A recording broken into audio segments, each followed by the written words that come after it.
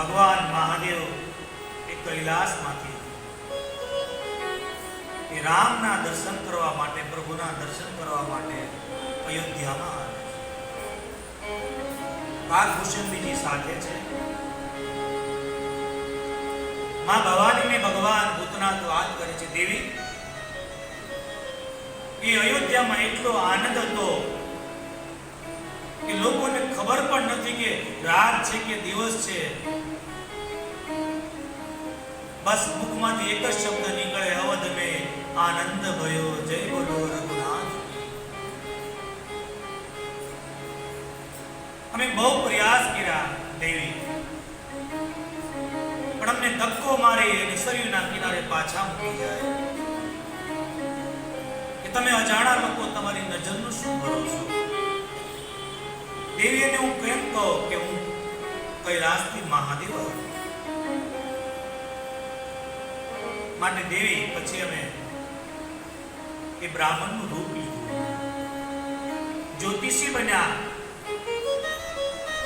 અને જોશ જોવાનું ચાલુ કર્યું કે સરયુને કિનારે બધા જોશ જોવડાવે છે. ભગવાન મહાદેવ જોશ જોવે છે.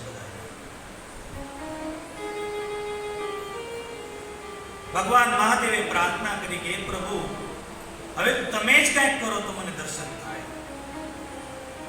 પણ ભગવાનની બાળ લીલામાં ભગવાન શું કરી શકે? માટે ભગવાને વિચાર કર્યો કે મહાદેવ કૈલાસથી આવ્યા છે, જો આમ નામ જતા રહેશે ને તો ત્યાં મારે મહાદેવને જવાબ શું દેવો? માટે ભગવાન પોતાની લીલા કરે છે અને ભગવાન અતિ રડે છે. માં દૂધપાન કરાવે, ચુંબન કરે. પ્રભુને અનેક પ્રયાસો કરે પણ ભગવાન શાંત બનતા નથી. ને આપ સૌ જાણો છો, બાળક સાચું રોવે ને એ થોડા ટાઈમમાં બંધ થઈ જાય, પણ ખોટું રડે ને એ બંધ ન થાય. આજ ભગવાન ખોટા રડે છે,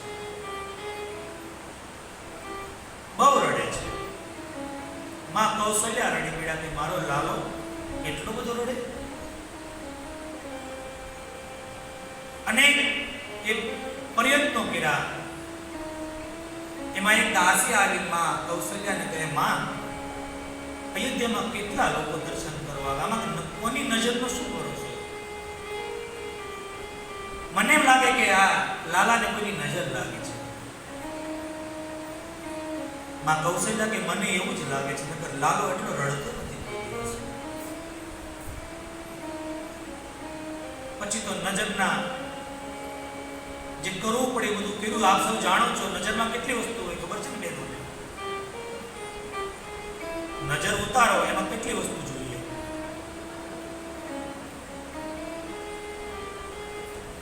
પેલા તો ચાર જ્યાં રસ્તા પડતા હોય તેની માટી જોઈએ, દાળ વઘારવાનું મરચું જોઈએ, હનુમાનજીની રક્ષા જોઈએ, કાળા અડદ જોઈએ, માથાનો વાળ જોઈએ. આ બધા પ્રયત્નો માં કૌશલ્યા લાલા પર કરે છે. પણ નજર લાગી હોય તો રોતો બંધ થાય ને. અને નજર ક્યાં હતી? અને નજર નો જ લાગી. આની નજર મહાદેવ સામે હતી. અતિ રડે છે. અને પછી તો માં કૌશલ્યા ઢળી પડી ગયા, મારો લાલો બહુ રડે છે, શું કરું? એમાં એક દાસી સમાચાર લાવી કે માં સરયુને કિનારે લાઈન લાગી છે, કોઈ બ્રાહ્મણ આવ્યા છે જોશ જોનાર, અને એ જોયા ભેગા બધું કહી દે છે. આપણે લાલાને એને બતાવવો છે. માં કૌશલ્યા બહુ સરળ છે, કહે કે મહારાજને તો મારા મહેલમાં લેતી ને યા મહાદેવ એ ત્રિશૂળ રાખીને એ બેઠા છે. એમાં એક દાસી આવીને કે બાબા આપ જ્યોતિષ છો? કહે હા મૈયા આમ જ્યોતિ છે કે તમને કઈ નજર બજર કોઈને લાગી હોય તો એવું કઈ ઉતારતા આવડે છે? શિવજી કે કોને નજર લાગી છે? કહે કે અમારા રાજાને ત્યાં પુત્ર થયો છે, એને બહુ રડ્યો છે. કહે મૈયા, જ્યોતિષ તો મારો સાઈડ બિઝનેસ છે, નજર ઉતારવામાં હું પીએચડી થયો છું. તારા લાલાને ખાલી એક નજરથી જોવું ને તો એની બધી નજર ઉતારી નાખું, મારામાં એટલી તાકાત છે. અને ભગવાન ભૂતનાથ અને કાકભૂષણજી ઉભા થયા. દાસી આગળ અને ભગવાન ધીમે ધીમે અયોધ્યામાં આવે છે અને સંતો ગાય છે, નગર में जोगी आया आज, नगर में जोगी आया, भेद पर समझ न पाया, अजब है तेरी माया, सबसे बड़ा है तेरा नाम, तेरा नाम भोलेनाथ, भोलेनाथ, भोलेनाथ, भोलेनाथ। नगर में जोगी आया, भेद पर समझ न पाया,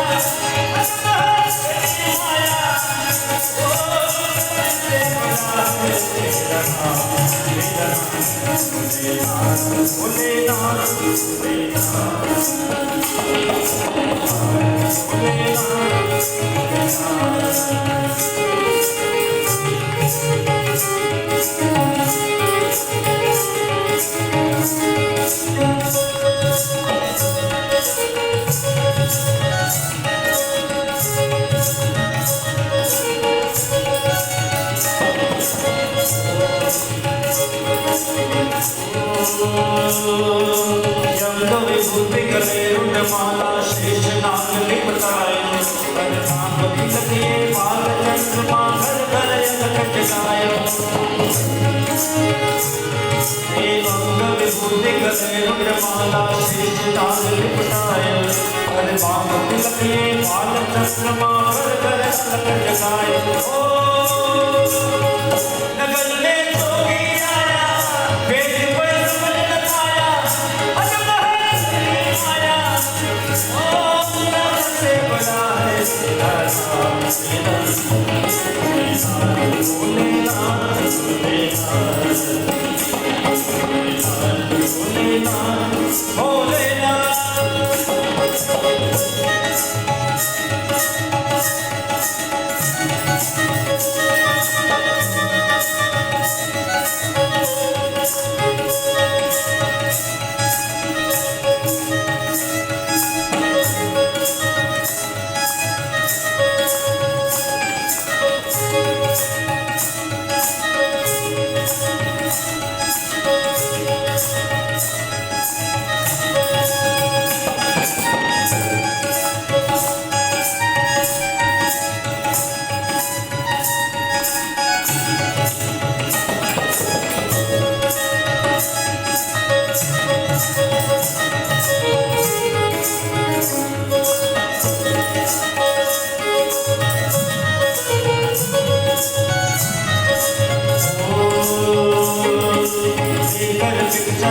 महाराणी कंचन भारत सायो, भिक्षा जोग जाम आसन पर बालक में उतरायो।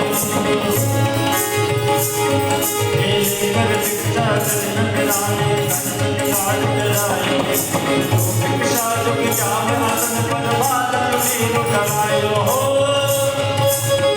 नगर में जोगी आया, भेद पर समझ न पाया, अजब है तेरी माया, सबसे बड़ा है तेरा नाम, तेरा भोलेनाथ, भोलेनाथ, भोलेनाथ।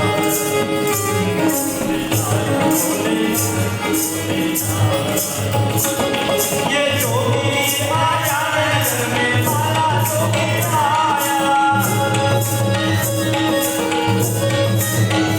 माया जोगी आया नगर में, माला जोगी आया।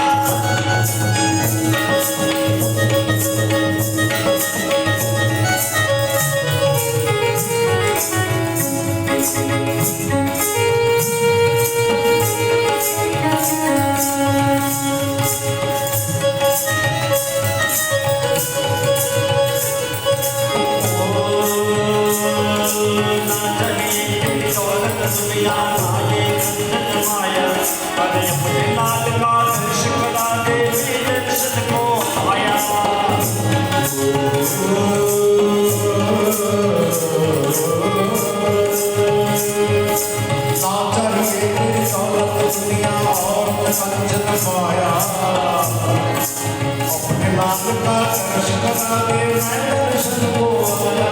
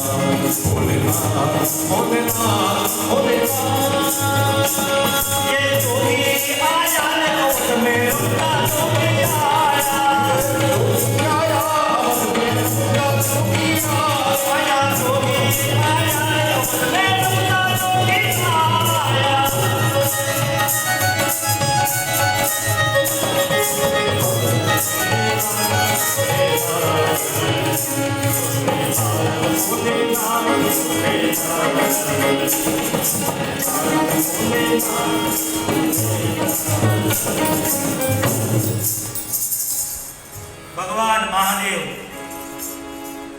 ધીરે ધીરે કૌશલ્યામાના મહેલ તરફ પ્રયાણ કરે છે. દાસી આગળ છે, શિવજી પાછળ અને કાલભૂષણની સાથે છે. પછી તો ભગવાનને વાસ્તે ગાસ્તે લઈ ગયા મહાદેવને, અને ભગવાન આ બાજુ રડે છે. માં કૌશલ્યાએ ભગવાન શિવજીને પ્રણામ કર્યા કે મહારાજ, આ મારો લાલો બોલ. પણ ભગવાન મહાદેવનું રૂપ જોઈને માં કૌશલ્યા થોડી વાર માટે ડરી જાય છે. કહે, બાબા આપ દૂરથી મારા લાલાના દર્શન ન કરી શકો? એમાં એકવાર લાલાને મારી ગોદમાં આવ, જિંદગીમાં રડે નહીં એવું કરી દો. આજે નહીં પણ ગમે એટલા દુઃખ જીવનમાં આવે કોઈ દી ન રડે એવું કરી દો. એકવાર મારી ગોદમાં આવે. અને માં કૌશલ્યા ભગવાન રામલલ્લાને લઈ મહાદેવની ગોદમાં આવે છે. અને બાબા કહે, બન્યું એવું કે ભગવાન રામનું રડવાનું બંધ થયું અને અહીંયા શિવજીનું ચાલુ થઈ ગયું. સમાધિમાં જતા રહ્યા ભગવાન મહાદેવ. આજ મહાદેવ એ રૂપ જોઈ, દેવી હું શું તને વર્ણન કરું? એ અલૌકિક બાળક ભગવાનના રૂપનું શું વર્ણન કરું? ભગવાનનું રોવાનું બંધ થયું. માં કૌશલ્યાને ભરોસો બેસી ગયો કે મારા છે ચમત્કારી, મારા દીકરાનું રોવાનું એને લઈ લીધું. માં કૌશલ્યા ખૂબ રાજી થઈ ગયા. અને કઈ માં ન હોય જેનો દીકરો રડતો હોય અને કોઈ શાંત કરી દે તો માં કેટલી ખુશ થાય છે.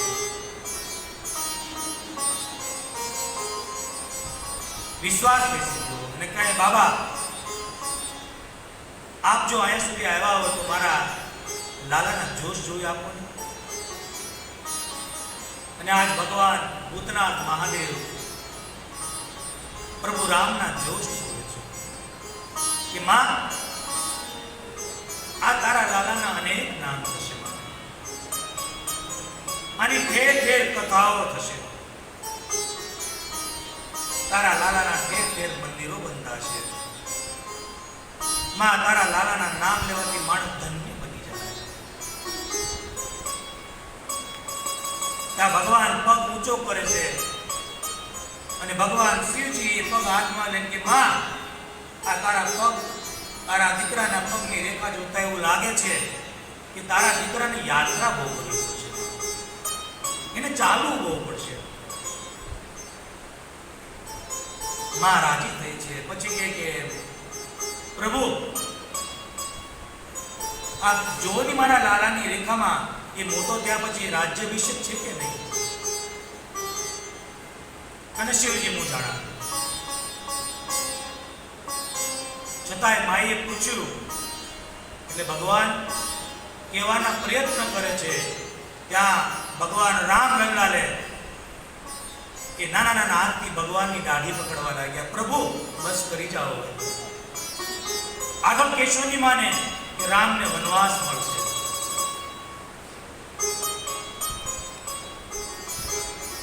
અને ભગવાન શિવજી કે માં તારા લાલાના પગની રેખા હજી તૂટી નથી, એટલે એને રાજ્ય મળશે કે નહીં મળે એ અત્યારે ન ખબર પડે. મોટો થાય ત્યારે પાછા બોલાવજો, હું જોઈ દઈશ. પણ માં તારો લાલો જ્યારે કુમાર અવસ્થામાં આવશે ને ત્યારે એને એક સંત આવી અને લઈ જશે.